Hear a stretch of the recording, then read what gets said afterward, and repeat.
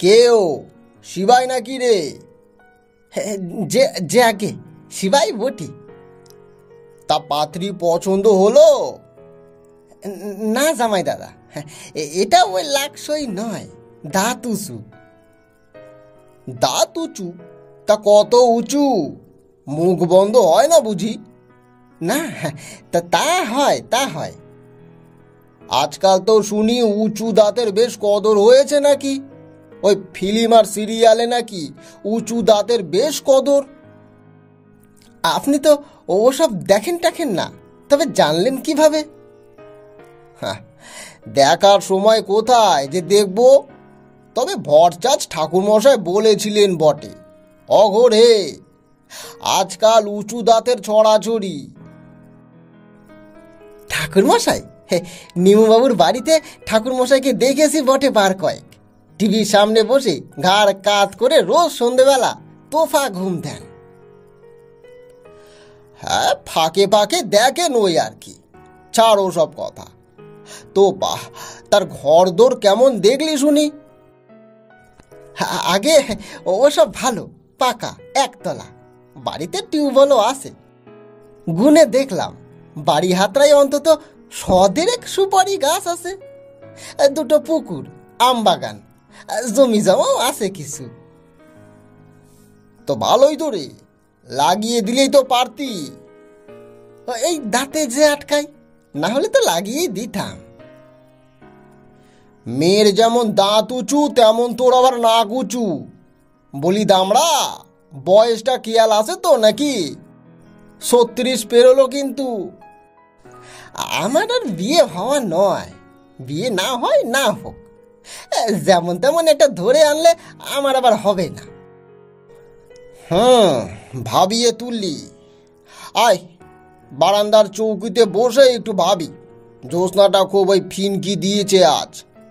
তোর সঙ্গে গিয়েছিল কে কে শুনি? ওই গদাই, পবন আর মেসমশাই। তারা কি বললে? মেসমশাইয়ের কথা আর কবেন না, যাকে দেখে তাকেই পছন্দ। পবন আর গদাই বলল যে চলবে না। ও, তাহলে 11 নাম্বারটাও আউট। যে আগে। আচ্ছা, 10 নাম্বারটার যে কি যেন দোষ ছিল? সে তো আপনি বাতিল করলেন, মনে নাই? ও হ্যাঁ, মনে পড়েছে। পাত্রীর ভৌম দোষ ছিল। বড় মুশকিলেই পড়া গেল রে। হ্যাঁ, তোর মা বাপ দিদি সবাই তো তোকে বিয়ে দেওয়ার জন্য বড় পাগল হয়ে পড়েছে। জুৎসই পাত্রী পাওয়া যাচ্ছে না, অথচ পথে ঘাটে কত সুন্দরী মেয়ে ঘুরে বেড়াচ্ছে। কি ব্যাপারটা কি বলতো? দেখেন জামাই দাদা, আমার মেয়ে ছেলে দেখার শোকও নাই, রোখও নাই। আমি কাজ কারবার নিয়ে ওই ঝাঁটে জড়িয়ে আছি। আপনারা সবাই ধরে পাকলে পড়লেন বলে ওই ঘাড় কাত করতে বাধ্য হয়েছি। বলি কি, এবার আমাকে রেহাই দেন। খোশ কিরে ডাকাত, তোর বিয়ে দিতে না পারলে যে আমার অন্ন জল বন্ধ হবে রে। ললাটের লিখন বলে তো একটা কথা আছে। আমি ভেবে দেখলাম এইভাবে মেয়ে দেখে বেড়ানোটাও ঠিক হচ্ছে না। মেয়েগুলো তো একরকম ওই অপমানই হচ্ছে নাকি, এটাও ঠিক না। আর এই বিয়ে হুল্লোড়ে আমার কাজকর্ম একেবারে লাটে উঠেছে। বিশানগড়ের ইট ভাটাটিতে গন্ডগোল, ওই নেজাতের কারখানায় ওভাররহ করা দরকার। ওই বৈদ্যপুরের বিস্তর পাওনা দাওনা উঠাতে হবে।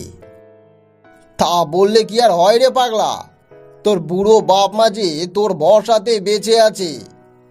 কাজ কারবারের জন্য ভয় নেই, ও 2 দিনে সামলে নিবি তুই। আর কটা দিন থেকে যা, শনিবারে বিষ্ণুপুরের মেয়েটাকে দেখে নিলেই হয়।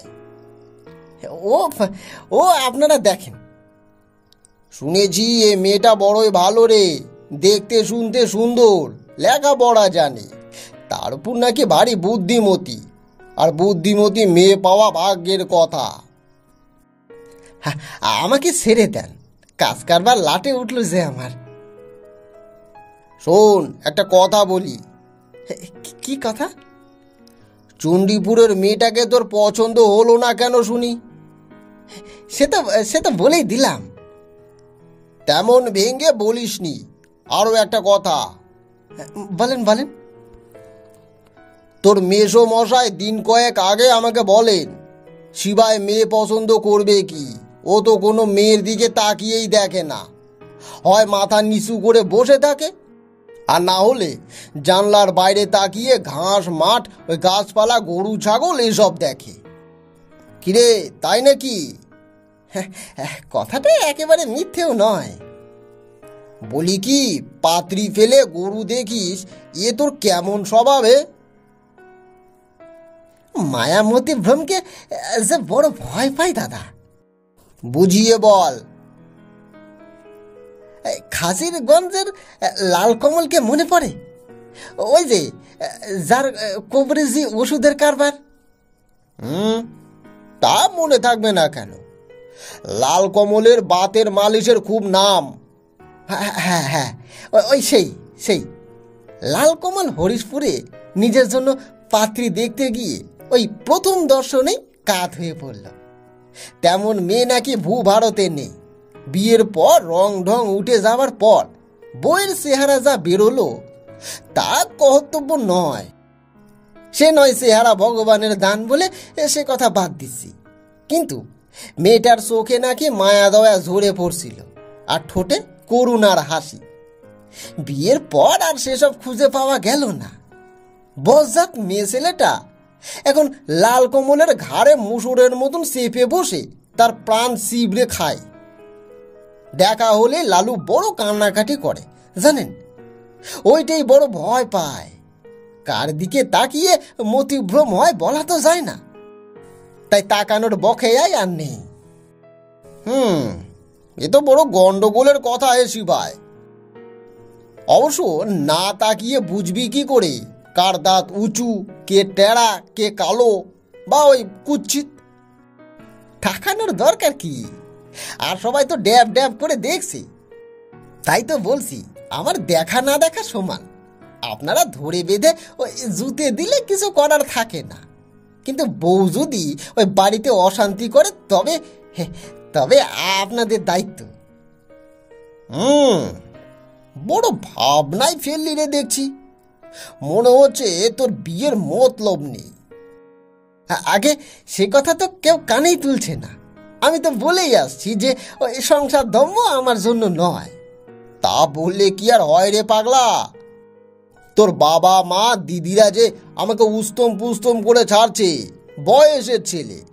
বিয়ে না দিলে যে বুড়ো বয়সে আধ পাগলা হয়ে ঘুরে বেড়াবে। আচ্ছা, তা বিয়েতেই বা তোর এত ওই আপত্তি কেন শুনি? ফকির, বৈরাগী, কাঙ্গাল কে না বিয়ের পিড়িতে বসেছে? বয়োধর্ম বলেও তো একটা কথা আছে নাকি? তারপর রোজগার পাতি ঠাকুরের ইচ্ছায় তো আর মন্দ করিস না। কয়েক লাখ টাকার কারবার। তাই এই সবেরই বা কি বলি ব্যবস্থা হবে বলতো? তোরটা খাবে কে? 10 ভূতে লুটে খাবে, তাই বা মন্দ কি? আমার কাজটুকু আমি করে যাচ্ছি। ভবিষ্যতে কি হবে তা নিয়ে মাথা ঘামানোর কি আছে শুনি? আমার সঙ্গে যখন তোর দিদির বিয়ে হয় তখন তুই কতটুকু ছিলিস মনে আছে? মাত্র 5-6 বছরের। সেই থেকে তোকে এত বড়টি হতে দেখলাম, কিন্তু তোর মতি গতি যে ভালো বুঝতে পারি তা নয়। সব কথা খোলসা করে বলিস না। স্বভাব চাপা হলে অন্য সকলের মুশকিল হয়। আমার মতিগতি কিন্তু জটিল কুটিল কিছু না। আসলে আমি বিয়ে ব্যাপারটার তেমন আগ্রহ বোধ করি না। কাজ কারবার নিয়ে মেতে থাকতে বেশি ভালোবাসি। এই দাঁড়া তো, একটা কথা মনে পড়লো আমার। কি কথা? আচ্ছা, শীতলকুচিতে তোর একটা ঠেক ছিল না? হ্যাঁ ছিল বই কি। পানির বরস করে বড় লোক হওয়ার বাইসে পেয়েছিল মাথায়। ওই এই বছর 2 চেষ্টাও করলি তুই। হ্যাঁ হ্যাঁ, ওসব পুরনো কথা তুলে কি হবে? আচ্ছা, তখন কানাঘুষো শুনেছিলাম মনিতোষ রায় নামে এক ভদ্রলোকের মেয়ে, তার সঙ্গে নাকি তোর ওই খটামটি লেগেছিল। হ্যাঁ, হ্যাঁ, ঠিকই শুনেছিলেন। ব্যাপারটা কি একটু খুলে বল তো দেখি। আচ্ছা, হঠাৎ সেই বৃত্তান্ত শুনতে চান কেন? সেই মেয়েটার সঙ্গে তোর ঝগড়াটা কিসের সেটা বল। ও বাদ দেন না, মেয়ে মানুষদের সঙ্গে ঝগড়ায় গেলে মুশকিল আছে। আমি তেমন ওই রোখা মানুষ হতো না। ঝগড়াটা কি নিয়ে বল না। আরে সে তো শুকে গেছে। মনে করে দেখ তো, মেয়েটার নাম কি মাধবী রায়? আগে হ্যাঁ, হ্যাঁ, কিন্তু আপনাকে কে বলল? মাধবীর নাম তো আপনার জানার কথা নয়। শীতলকুচির লক্ষ্মী ভাণ্ডার তো আমার কাছ থেকে মাল নেয় রে। ও, তাই নাকি? আমাকে মাসে একবার দুবার যেতেই হয় সেখানে। গোড়াচাঁদ সিং রায় শীতলকুচির মস্ত মহাজন, লক্ষ্মী ভাণ্ডারের মালিক। হ্যাঁ, চিনি। আমি যার কাছ থেকে ওই পানের বরস কিনেছিলাম সেই মহেশ রায়ের ভাইরা ভাই হলো গোড়াচাঁদ। লক্ষ্মী ভাণ্ডারের তখন এমন ফলাও অবস্থা ছিল না। তা কথায় কথায় গোড়াচাঁদকে বলেছিলাম তোর কথা, বুঝলি? তখন গোড়ায় বলল, তুই মাধবীর সঙ্গে কি একটা ওই গন্ডগোলে শীতলকুচি ছেড়ে চলে এসেছিস। আচ্ছা, গন্ডগোলটা কিসের তা অবশ্য সে বলতে পারল না। বলার মতন কিছু নয়, তখন খুব বোকা ছিলাম তো, ওই অভিজ্ঞতাও হয়নি, তাই অপমানটা হজম করে চলে আসতে হয়। তবে ওসব আমি তো আর মনে রাখিনি। যা হয়ে গেছে তা নিয়ে ভেবে কি হবে বলুন তো? আচ্ছা, ঝগড়াটা কি নিয়ে সেটা বল না। আগে শুনলে হাসবেন। আচ্ছা, বলেই দেখ, হাসি কি না বলেই দেখ। আগে বলতে বাঁধো ঠেকে। শত হলেও আপনি গুরুজন, ওসব কথা বলতে গেলে কেঁচো খুঁড়তে সাপ বেরোবে।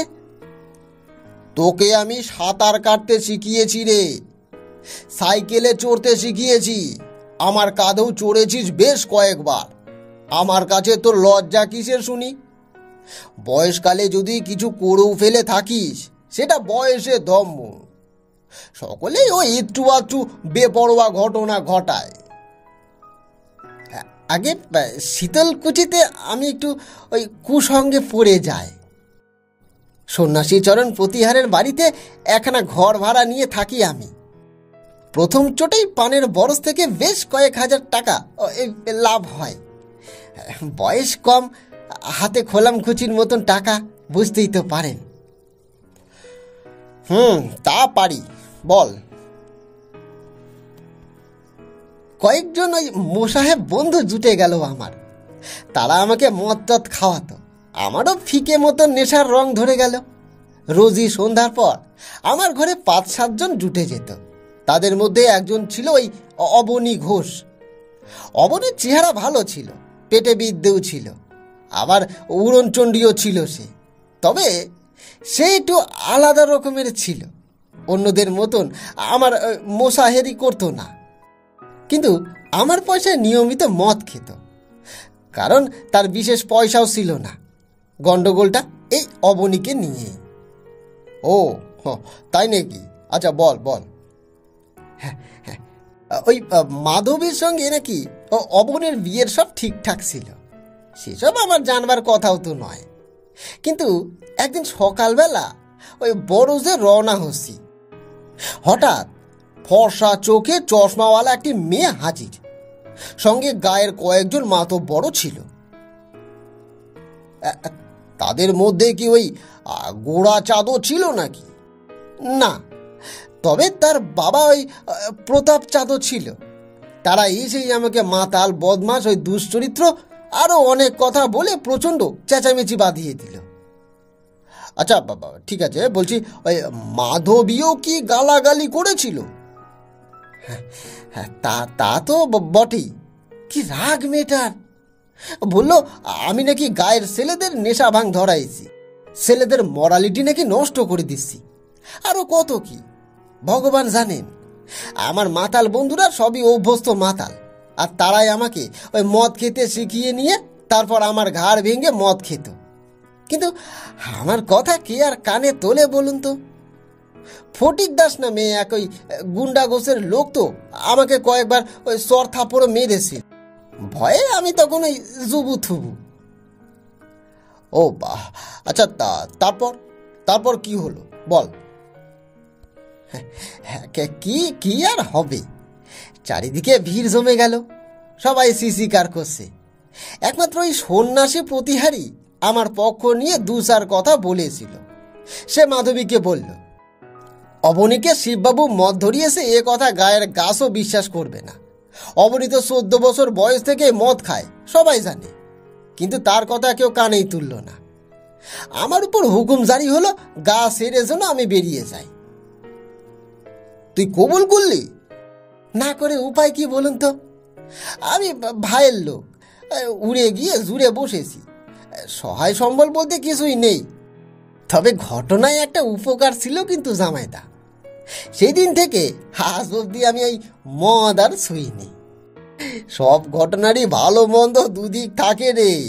আচ্ছা ছাড়, বলছি আচ্ছা বরজটা কি বিক্রি করলি নাকি তুই? না, ওখানেই তো আসল প্যাঁচ। প্যাঁচ তার মানে? হ্যাঁ বলছি, ওই খেটে খুঁটে ব্যবসাটা দাঁড় করানোই সকলের চোখ টাটাচ্ছিল। ওই বরজটার দিকে তখন অনেকেরই নজর। ঘটনার পর মাসখানেক থেকে চেষ্টা করছিলাম ওই বিক্রির, কেউ কিনল না। বরং মাসখানেকের মাথায় আমাকে একরকম ওই প্রাণের ভয় দেখিয়ে তাড়ানো হলো ওখান থেকে। বরজটা শুনেছি ওই মোহিতোষ রায় দখল করেছিল। আমি তারপর আর ওসব নিয়ে মাথা ঘামাইনি। আচ্ছা, শেষ অবধি অবনী ঘোষের সঙ্গে মাধবী রায়ের বিয়ে হয়েছিল কিনা খবর নিসনি? না, সে খবরে আর আমার কি দরকার বলুন তো? অবনী ঘোষ আমার জীবন থেকে মুছে গেছে, শীতল খুশিও। ঘেন্নায় আর ও মুখে কখনো হইনি আমি। আচ্ছা, ওই মাধবীর তখন বয়স কত? কত কত হবে, ওই 16 কি 17 হবে বোধ হয়। মেয়েদের বয়সের কোনো আন্দাজ আমার নেই, ওই 7-8 বছর আগেকার কথা তো। আচ্ছা, তোর কি মনে হয় ওই গন্ডগোলটা আসলে ষড়যন্ত্র? হ্যাঁ, তা তো বটেই। যে 1 মাস ছিলাম, তারপরেও তখন আর অবনী ঘোষ বা অন্য মেয়ে সাহেবরা আমার ছায়াও মারায়নি। গোড়াচাঁদ অবশ্য আমাকে এত ভেঙে কিছু বলেনি। তবে এটা ঠিক যে শীতলকুচিতে মোহিতোষ রায়ের প্রবল প্রতাপ, বিষয় সম্পত্তিও মেলা। হ্যাঁ, আমার আমার কিছু করার ছিল না দাদা। 1,00,000-2-3 টাকা জলে গেল, এই যা। বরজের দলিল তো? হ্যাঁ, তা আছে, তবে দলিল দিয়ে কিছু হওয়ার নয়।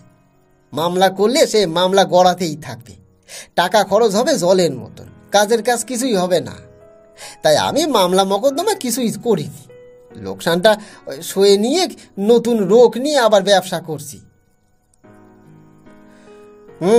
তোর ব্যবসার মাথা আছে সে সবাই জানে, কিন্তু তবু বরজটা এত সহজে বেহাত হতে দিলি? আচ্ছা, ও বরজের এখন অনেক দাম রে, তাই তো? ও বরজটা এত সহজে বেহাত হতে না দিলেও তুই পারতিস। ও বরজের এখন অনেক দাম রে। কি করতে পারতাম বলুন? লাঠিবাজি করে তো আর সুবিধে হতো না, বরং তাতে নিজেই হয়তো খুন হয়ে যেতাম। তা বটে, তবে নবকেষ্ট অন্য কথা বলে রে। কে কে নবকেষ্ট? সন্ন্যাসী প্রতিহারের ছেলে। আপনি তাকে পেলেন কোথায়? কেন, সে তো এখন শীতলকুচির লক্ষ্মী ভাণ্ডারের ম্যানেজার রে, তাকে চিনব না কেন? সে আপনাকে কি কি বলছে? তেমন গুজ্জ কথা কিছু নয়। এ কথা বলছিল যে মাধবীর সঙ্গে অবনী ঘোষের একটা বিয়ের কথা হয়েছিল বটে, তবে পাকা কোনো কথা নয়। অবনী ঘোষ যে খুব ভালো ছেলে নয় এটা সবাই জানে, তবে তার বাবা কেতন ঘোষের কাছে মোহিতোষের একটু ওই দায় ছিল। কেতন ঘোষ এক সময় এই মোহিতোষের দুঃসময় তাকে খুব সাহায্য করেছিল। একরকম তার ওই দয়াতেই মহিতোষ ফের নিজের পায়ে দাঁড়ায়। সেই কৃতজ্ঞতা থেকে এই বিয়ের কথা হয়। ধরে বেঁধে মেয়েটাকে হয়তো ওই অবনীর সঙ্গে বিয়ে দিতে হতো, মেয়েটা কিন্তু রাজি ছিল না। সেসব তো আমার জানার কথা নয় জামাইদা। তবে অবনী ঘোষ কিন্তু লোক খারাপ ছিল না, মদ খেত বটে, কিন্তু আর তেমন কোনো দোষ দেখিনি। কুড়ি আর ভীতু ছিল, তা সে তো আমাদের অনেকেই। শেষ অবধি মাধবী কিন্তু অবনীকে বিয়ে করেনি। অবনীর বিয়ে হয়েছিল বৈকুণ্ঠপুরের ওই সাধন দাসের মেয়ে বৈষ্ণবীর সঙ্গে। ও বাবা, আপনি অনেক খবর রাখেন দেখছি। পুরো কথা কানে এলে কি করব বল। তবে তুই যে দেখছি অবনী ঘোষের বড় সাউকার হয়েছিস রে। হ্যাঁ, তোর বিপদের সময় তো অবনী ঘোষ তোর পাশে এসে দাঁড়ায়নি, তবে তাকে ভালো লোক বলে মনে করিস কি করে? ওই যে বললাম, লোকটা ভীতু, কিন্তু ওই খারাপ বললে অন্যায় হবে। কেতন ঘোষ ছিল দাপুটে লোক, কিন্তু চরিত্র ভালো ছিল না। ছেলেরও সেরকম হওয়ারই কথা। কেতন নিজের বিষয় সম্পত্তি ওই ফুর্তি করে প্রায় উড়িয়েই দিয়েছিল। যা ওই খুঁড়ো ছিল তা ফুঁকে দিয়েছে অবনী। তবে ওই পেটে বিদ্যে ছিল বটে। বরাত জোরে একটা চাকরি পেয়ে গেছে, সরকারি কেরানি। আপনি দেখছি অনেক খবরই রাখেন, আমি তো এত সব জানতাম না। জানবার চেষ্টা করিসনি বলে জানিস না। কিন্তু আপনি বা এত সব খোঁজ নিয়েছেন কেন? শীতলকুচির বৃত্তান্ত তো তামাদি হয়ে গেছে।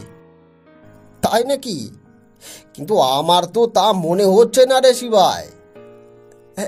তবে আপনার কি মনে হচ্ছেটা কি শুনি? এই যে তোর বিয়ের অনিচ্ছে, পাত্রী দেখতে গিয়ে জানলা দিয়ে গরু ছাগল দেখা, নানা রকম ওই খুঁতখুতুনি তুলে ওই সম্বন্ধ নাকচ করে দেওয়া, এসব দেখে মনে একটু ধন্দ হয়েছিল। কিছু মনে করিস না বাপু। ওই শীতলকুচিতে গিয়ে একটু ওই খোঁড়াখুড়ি করতেই কিছু ঘটনা বেরিয়ে পড়ল। এত সব কোনোদিনও ভেঙে তো বলিসনি। আমার মনে ওই টিকটিক হচ্ছিল, এই আর কি, বুঝলি? দূর, কি যে বলেন না জামাই দাদা। ঠিকই বলি রে শিবাই। যতই ডামা চাপা দিয়ে রাখ না কেন, আসল কথা বুঝতে আমার বাকি নেই। আগে রাত হতে চললো জামাই দাদা, এবার তাহলে উঠি। তারা কিসের? ভটভটিয়া আছে, 3 মাইল রাস্তা ওই লহমায় পেরিয়ে যাবি।